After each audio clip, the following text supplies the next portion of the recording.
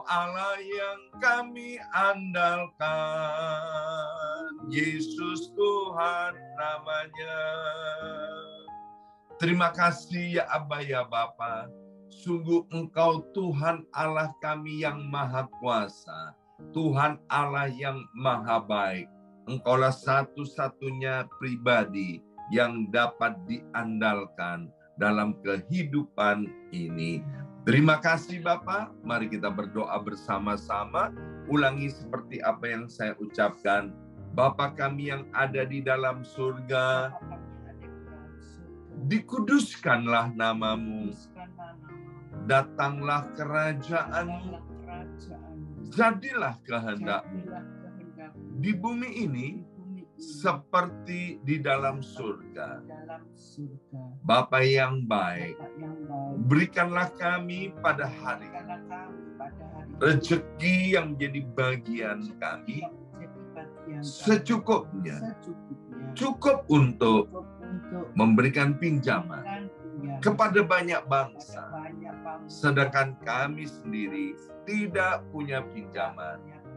Cukup untuk menjadi saksi Tuhan, mulai dari Yerusalem, Yudea, Samaria, sampai ke ujung-ujung bumi.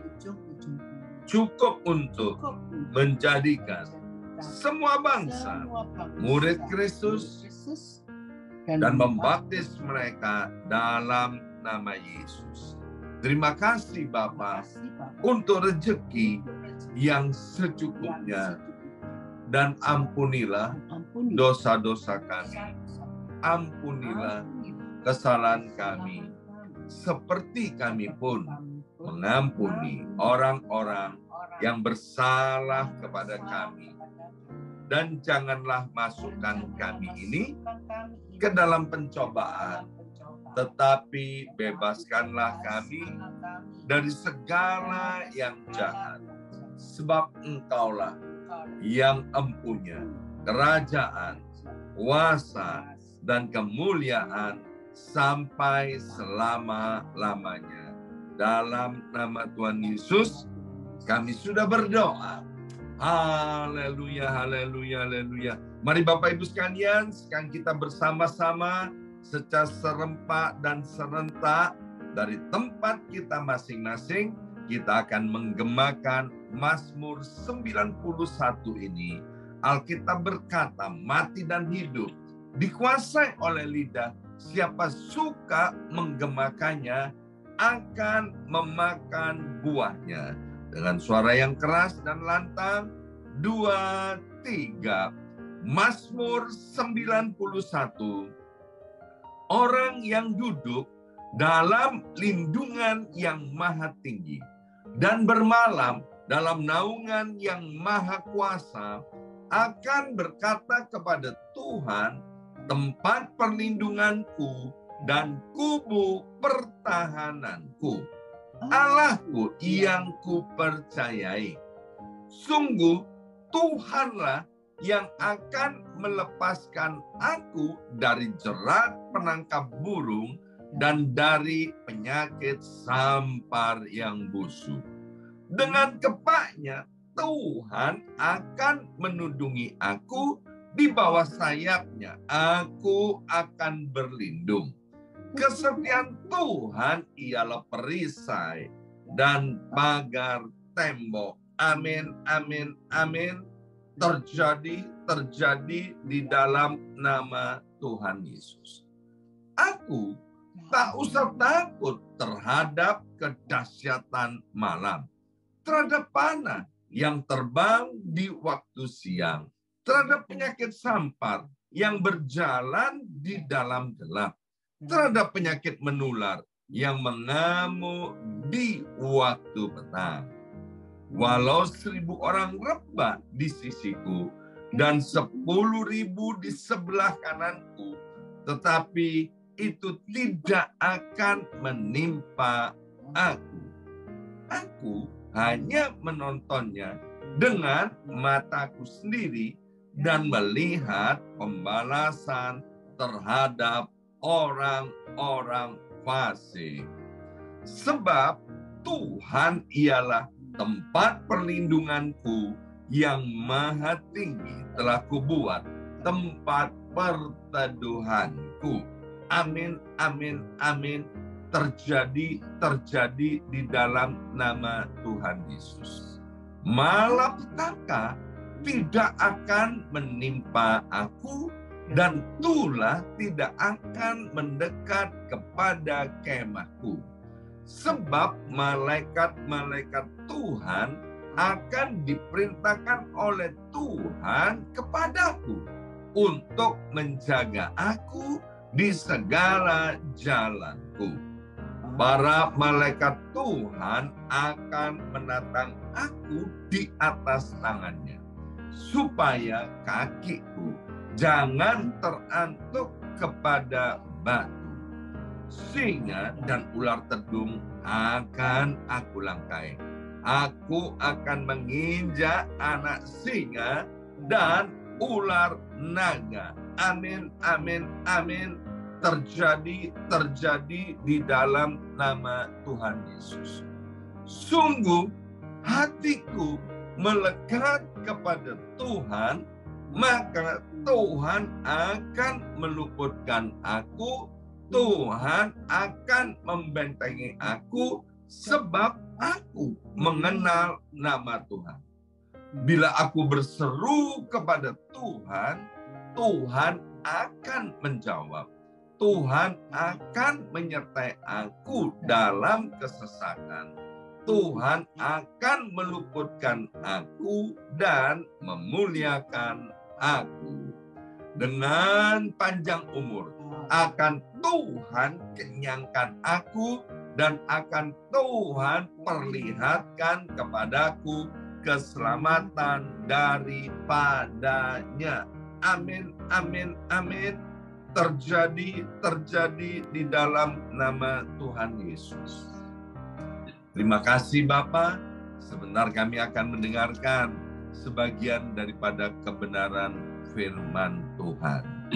Allah Roh Kudus, urapi setiap kami, buat hati ini menjadi tanah yang baik, sehingga benih firman Tuhan yang ditaburkan boleh berhasil bertumbuh dan menghasilkan buah-buah yang nyata dalam kehidupan kami semua. Dalam nama Yesus, yang siap mendengarkan firman Tuhan, angkat jempolnya ke depan dan katakan amin 3 kali. Amin, amin, amin. Salam revival, salam kebangkitan. Semangat pagi.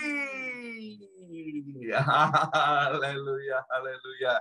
Shalom Bapak Ibu semuanya. Apa kabarnya?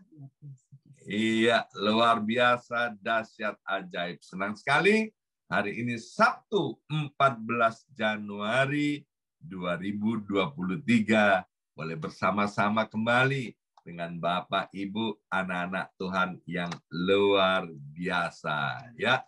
Tanpa terasa sudah 14 hari, sudah setengah bulan kita memasuki tahun 2023. Aduh, hari-hari terasa begitu cepat ya.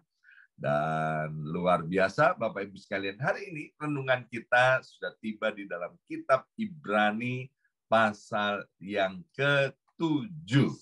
Ibrani pasal yang ke-7. Saya akan bacakan dalam terjemahan bahasa Indonesia sehari-hari. Ayat yang kedua. Maka Abraham memberikan kepada Melkisedek 1/10 dari segala apa yang direbutnya. Nama Melkisedek berarti pertama-tama Raja Keadilan. Dan karena ia Raja dari Salem, maka namanya berarti juga Raja Sejahtera. Loncat ke ayat yang keempat dari Ibrani pasal yang ke-7 dalam terjemahan bahasa Indonesia sehari-hari. Jadi kita lihat di sini betapa besarnya Melkisedek ini. Ia begitu besar sehingga Abraham, bapak leluhur bangsa kita, memberikan kepadanya 1/10 dari segala sesuatu yang didapatnya dari pertempuran itu. Nah, Bapak Ibu sekalian, kalau saya ingat-ingat ketika doa fajar ini dimulai 2 tahun yang lalu dan kita berurutan membaca dan merenungkan dari hari-hari ya, mengikuti pasal demi pasal dari Alkitab yang kita baca bergantian dari perjanjian lama ke perjanjian baru, dari perjanjian baru ke perjanjian lama. Rasa-rasanya baru hari ini kita sampai kepada ayat yang berbicara tentang persepuluhan ya. Saya kayaknya selama doa fajar ini nggak pernah berbicara atau sharing tentang persepuluhan. Tapi Ibrani pasal 7 hari ini kita sungguh beruntung kita boleh mendengarkan tentang yang namanya persepuluhan. Tema gereja kita di bulan Januari 2023 adalah fresh start, awal yang benar, awal yang baik. Kalau permulaannya benar, maka saya percaya ke depannya kita akan benar. Salomo berkata begini, akhir suatu hal itu lebih penting daripada awalnya. Salomo nggak pernah berkata bahwa awal itu tidak penting. Awal itu penting, Bapak Ibu sekalian, ya kan? Kalau awalnya benar, maka saya percaya akhirnya kita juga bisa mengalami sesuatu yang benar. Finishing well, finishing strong. Nah, hari ini bukan kebetulan kalau ayat ini sudah sampai kepada berbicara tentang persepuluhan, ya. Jadi mulai zaman Abraham, waktu itu belum sampai kepada kitab Maleakhi. Tidak ada yang namanya hukum persepuluhan. Tapi Abraham luar biasa. Ketika dia mengalami kemenangan di dalam peperangan dikatakan, maka Abraham memberikan persembahan 1/10 kepada Melkisedek. Ya, Abraham percaya bahwa Melkisedek ini adalah pribadi Allah dan Abraham mengetahui bahwa kemenangan yang dia raih, yang dia capai itu bukan karena kuat dan gagahnya diri sendiri dan tentaranya, tapi semata-mata karena ada pribadi yang jauh lebih besar, yaitu Tuhan Allah yang memberikan semuanya itu kepada Abraham. Setiap kita secara jujur, Bapak Ibu sekalian, kita tahu loh kemampuan kita itu di mana. Ya kan? Kita tahu loh kemampuan kita masing-masing di mana. Dan kalau kita mau jujur, bahwa tidak ada satupun pencapaian-pencapaian yang kita capai yang tidak diberikan oleh Tuhan kepada kita. Maka itu Bapak Ibu sekalian, sebagai rasa syukur kepada Tuhan yang memberkati dan memberikan kemenangan kepada Abraham, maka Abraham dari dasar hati yang paling dalam dengan sukacita dan sukarela, dia memberikan persembahan 1/10 daripada apa yang diraihnya. Saya ini dulu nggak kenal Tuhan dan juga nggak kenal yang namanya hukum persepuluhan. Ya, saya ini Bapak Ibu sekalian dari keluarga penyembah berhala. Ya, maka Bapak Ibu sekalian, saya dengan orang tua saya ya secara rutin sebulan sekali pergi ke tempat berhala dan juga pergi ke paranormal, Bapak Ibu sekalian ya. Dan waktu kami pergi ke tempat berhala, kami pergi ke paranormal, kami selalu membawa persembahan kepada mereka. Mengapa? Karena kami percaya kami ini diberkati karena ada campur tangan para berhala, para dewa, orang-orang yang disebut paranormal. Karena keluarga kami tidak mengerti dan belum mengenal yang namanya Tuhan Allah. Tapi itu adalah suatu bentuk kepercayaan bahwa pencapaian itu bukan oleh karena kepandaian, kekuatan, kegagahan, kesehatan. Tapi kami tahu karena itu ada campur tangan satu pribadi. Cuman salahnya kami nggak mengenal Tuhan. Maka itu ketika kami sekeluarga bertobat, menerima Yesus sebagai Tuhan dan Juru Selamat pribadi kami baru mengenal ada Allah yang hidup, Allah yang benar, satu-satunya Allah di semesta alam ini namanya Yesus Kristus. Maka kami sekeluarga begitu mudah untuk kami mengembalikan yang namanya 1/10 daripada penghasilan kami. Kami mengembalikan 1/10 itu bukan karena supaya kami diberkati, tapi itu bentuk rasa syukur kami kepada Tuhan Allah bahwa semua yang ada pada kami tidak ada satupun yang tidak diberikan oleh Tuhan Allah kepada kami. Ya. Nah, di dalam kitab Maliaki pasal 3 ayat 8 sampai dan ayat yang ke-10, ini ayat yang sangat terkenal dan juga jarang-jarang dibaca di gereja kita, ya. Dikatakan begini, ayat yang ke-8, bolehkah manusia menipu Allah? Kalau ini ditanyakan kepada kita semua, bolehkah manusia menipu Allah? Jawabnya absolutely tidak boleh, ya. Namun kamu menipu aku. Wah, Tuhan bilang begitu melalui Maliaki pasal 3 ayat yang 8. Tetapi kamu berkata dengan cara bagaimanakah kami menipu engkau, yaitu mengenai persembahan persepuluhan dan persembahan khusus. Kamu telah kena kutuk, tetapi kamu masih menipu aku, ya, kamu seluruh bangsa. Ayat yang ke-10, bawalah seluruh persembahan persepuluhan itu ke dalam rumah perbendaharaan, supaya ada persediaan makanan di rumahku. Dan ujilah aku, firman Tuhan semesta alam. Apakah aku tidak membukakan bagimu tingkap-tingkap langit dan mencurahkan berkat kepadamu sampai berkelimpahan. Dalam terjemahan yang lain, Bapak Ibu sekalian, ya, dikatakan bolehkah manusia merampok Allah? Menipu Allah tidak boleh, apalagi merampok Allah.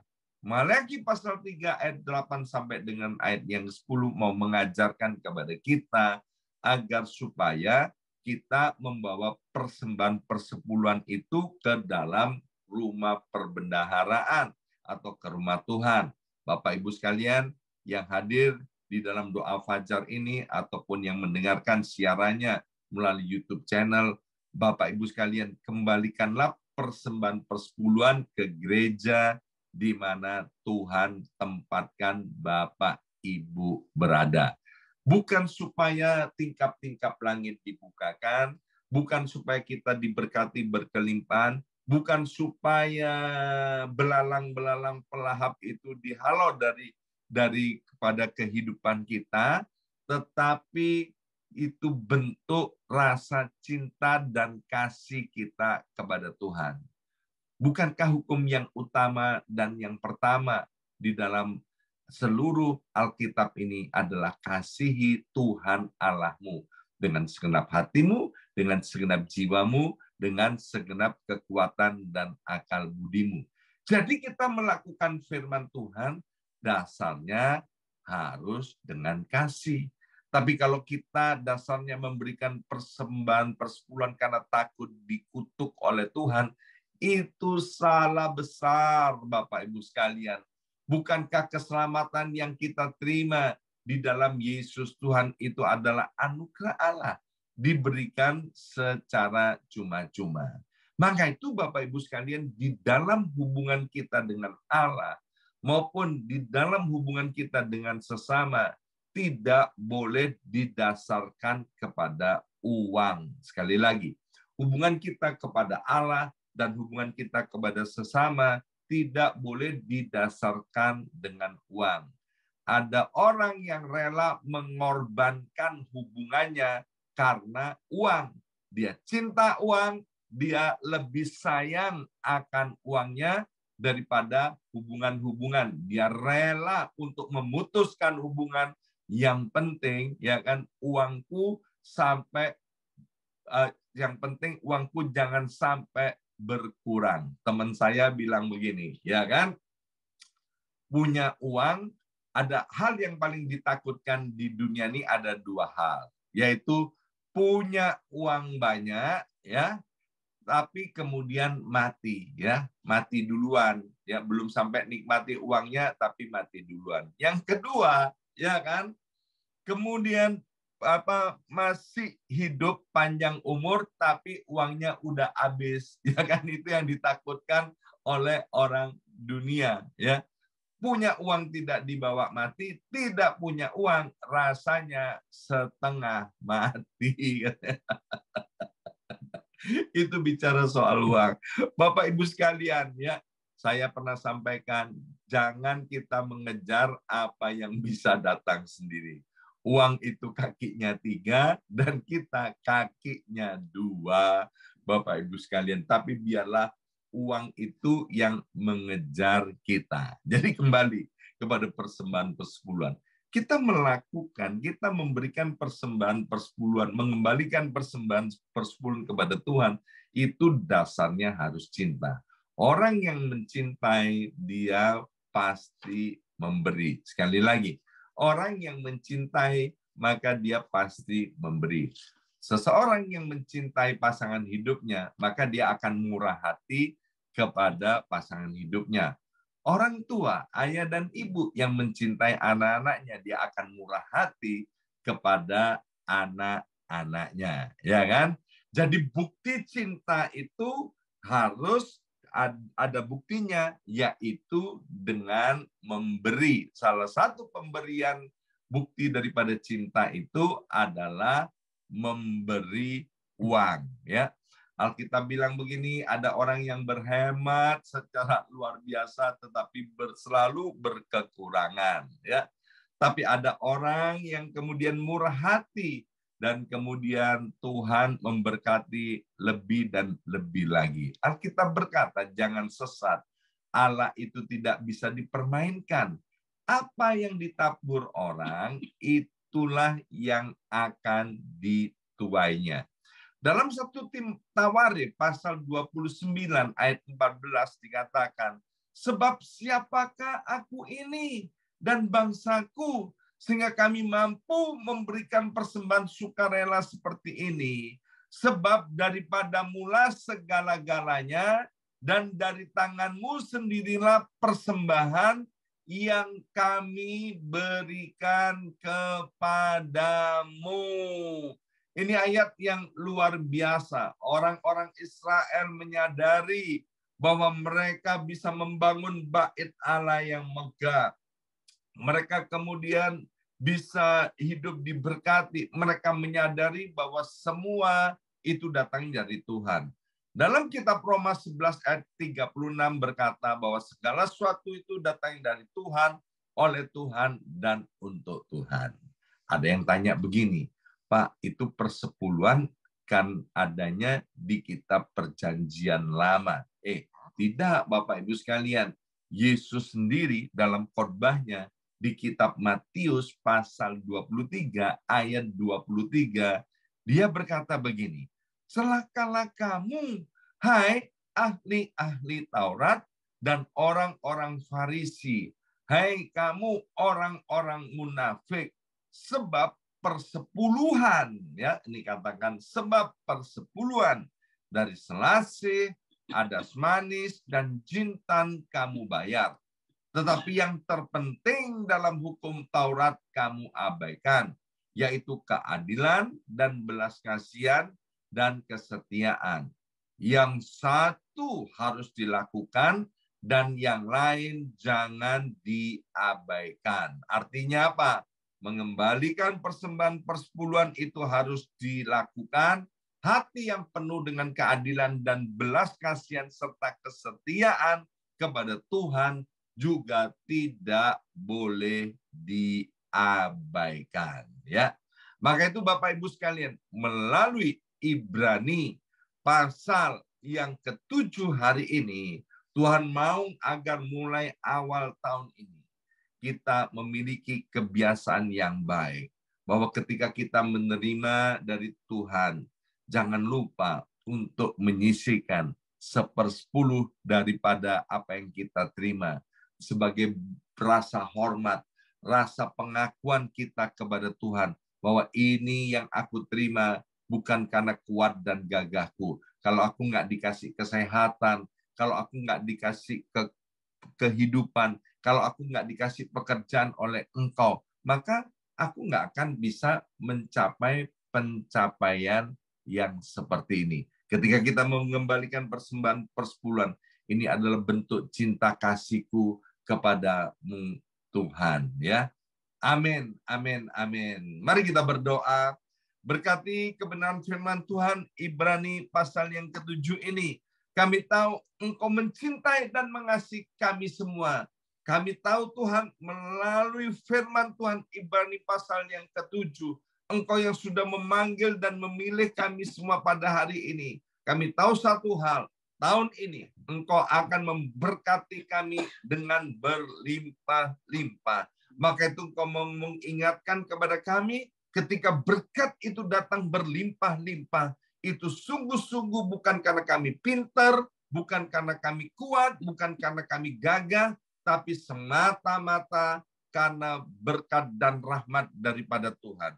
Maka itu anugerai kami semua, hati yang mencintai, hati yang mengasihi Engkau, bukan hati yang mencintai dan mengasihi uang, tapi hati yang mencintai dan mengasihi Engkau. Sekali lagi, kami mau menyadari bahwa segala sesuatu itu datang dari Tuhan, oleh Tuhan, dan untuk Tuhan. Dalam nama Yesus.